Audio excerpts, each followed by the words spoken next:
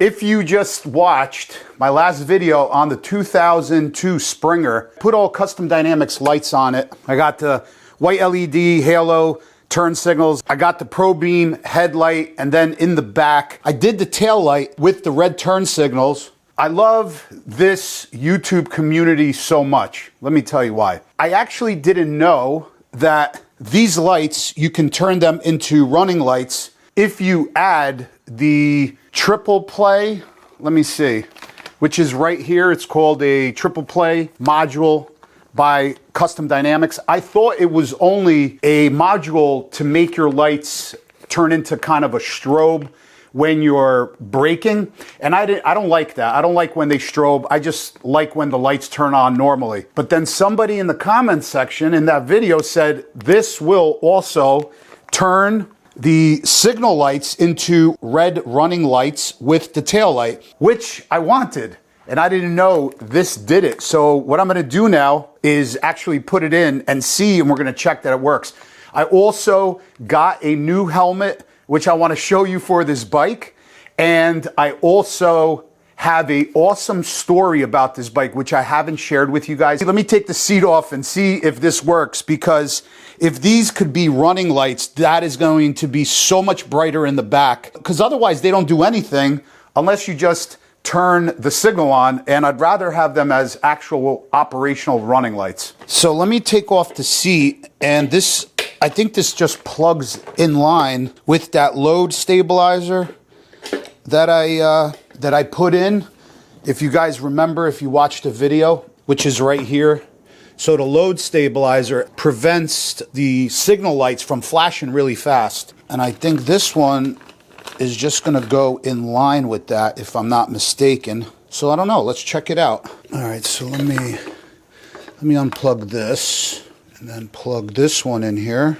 Where is it? It dropped in there. We'll plug this one in here. And we'll check all of this, obviously, before we put everything back together to see if it works. You got to be kidding me, it does work. See, I didn't know that, and that's why I love this community so much, because otherwise I wouldn't know. And, you know, not only do I give you guys information, but you guys give me information as well. And I truly, truly love that. Look at that. They work. Let me see if I hit the brake. Okay, you see, it's strobing now. I don't like that.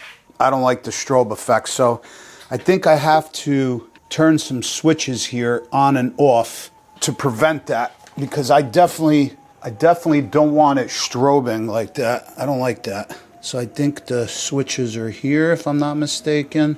Let me see if that... Okay, that did it. There's two little switches right there that you have to just turn off.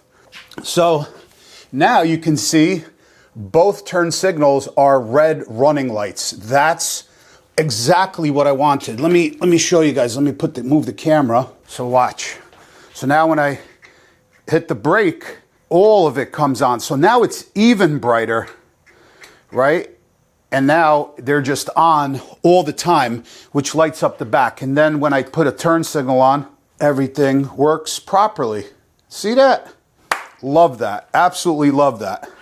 All right, so let me shut the lights off. Oh, I'm so happy. So whoever commented, I just want to tell you guys, whoever commented and told me about this, about the triple play, I think one or a couple people did. Thank you so much. Appreciate it. So now I'm gonna hide all of the wiring now, and it tucks in nicely here in the kind of the front of the battery compartment. There's quite a bit of room here, so I'll do that. Actually, it'll probably all fit. Should all fit. Yep, that fit fine. So I'm getting the Saddleman seat. I should get it probably here in I don't know, maybe I'm hoping the next week or so. I don't like the looks of the stock seat. If anybody has a Softail this year or whatever other year that this is gonna fit, this seat, honestly, it's almost in like new condition. If anybody wants a stock seat, hit me up in email below. It's john@cyclefanatics.com. Hit me up in an email, good price on the seat, because I honestly, I'm not gonna have any use for it. Once the Saddleman seat goes on there, that Saddleman seat is staying on there. All right, that's all done. let me give you the backstory on this bike. So I didn't tell you guys this story even in the reveal video because it was just too much info. But this is such a cool story. So if you guys are aware or if you're not aware, I'm a veteran. I was in the Air Force 4 years, and what I did was I was a KC-10 crew chief on a big air refueler. So what we did was we refueled in the air. We refueled fighter jets. We refueled C-17s, C-5s, C-130, C-130H gunships. We refueled everything. If you ask why do we refuel them in the air, it's because a lot of those planes do not have the capability to go, so to speak, across the pond. That's what we all say in the military. Across the pond means across Atlantic Ocean or across other oceans to get to another country during training or during a time of war. Our plane was not only for cargo, but we had all basically bladder tanks in the entire aircraft. It was like a flying gas station. So we would fly and we'd have like, I have so many cool pictures. We would fly and say 117 stealth fighters would be following us, say like 10, 15 of them, or F-15s, F-16s, A-10 Warhogs, other big aircraft. Not typically, they would be okay, but sometimes we would have to refuel them. But typically your fighter jets that do not have the capability to fly that far across water. So we would have to refuel them. So our plane would be flying and one fighter jet would come behind, we refuel, they would go off to the wing, and then another one come, and they would rotate sometimes once, sometimes a couple times, depending on how far we would have to go.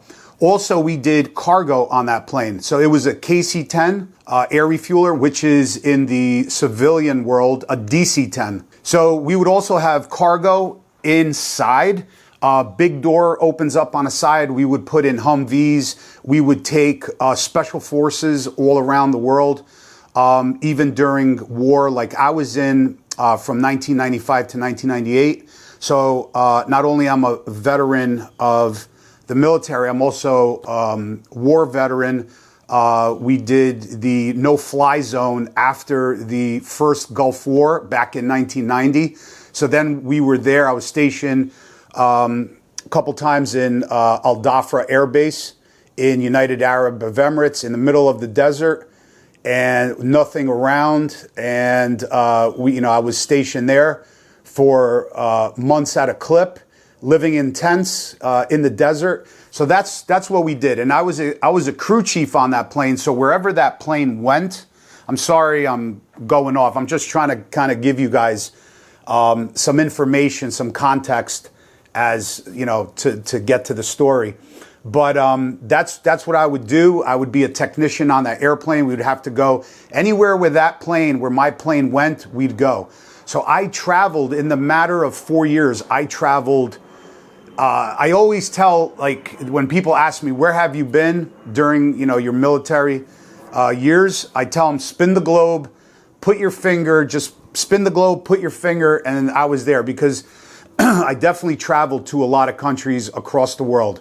Been all over Asia, been all over Europe. Diego Garcia, which is a little tiny island in the middle of the Indian Ocean.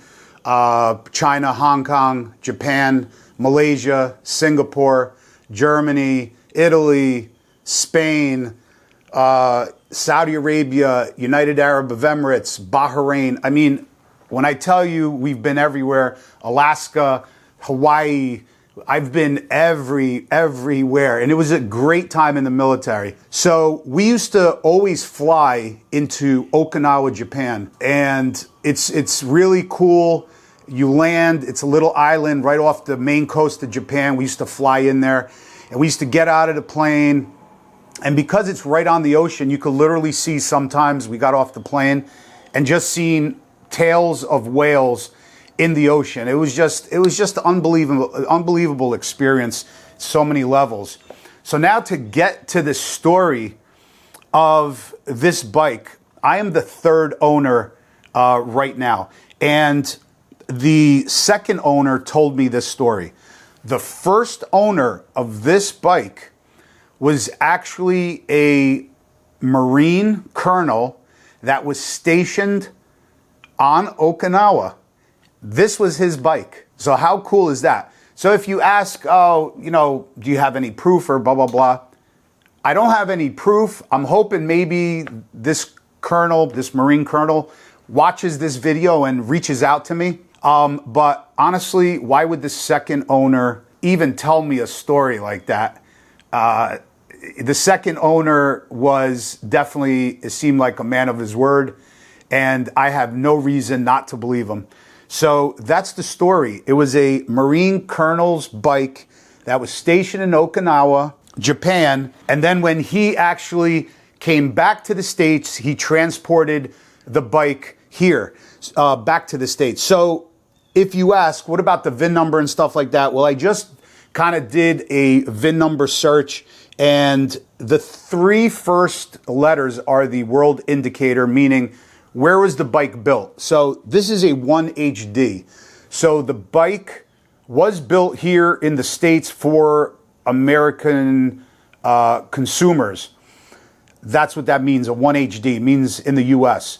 So now, did he buy it here and ship it there? Was he riding it here, shipped it there, and was riding it there and then shipped it back? Or was he there, bought it here and have it shipped to him?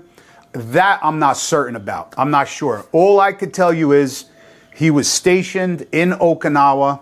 He was a Marine colonel, and he rode the bike on Okinawa Island off the main coast of Japan. And I think that is a really cool story.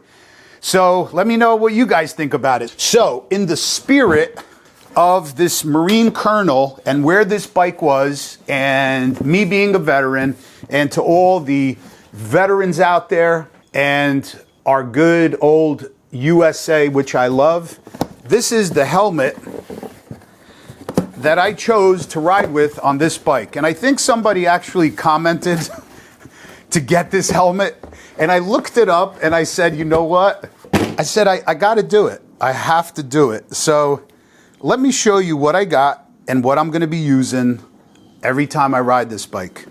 Because I think with the story, right? I think with the story about this bike, who owned it, and where it was and all of that, I think it is absolutely fitting. Look at this bad boy. Hell yes. Look at this thing. Daytona, and you know I love these helmets. I wear it. I've been wearing it for a couple years, several years now. I'm letting Cam use mine right now, my white one that I took on the Sturgis trip. This is a Daytona 3/4 helmet. USA, look at that. Stars and stripes, baby.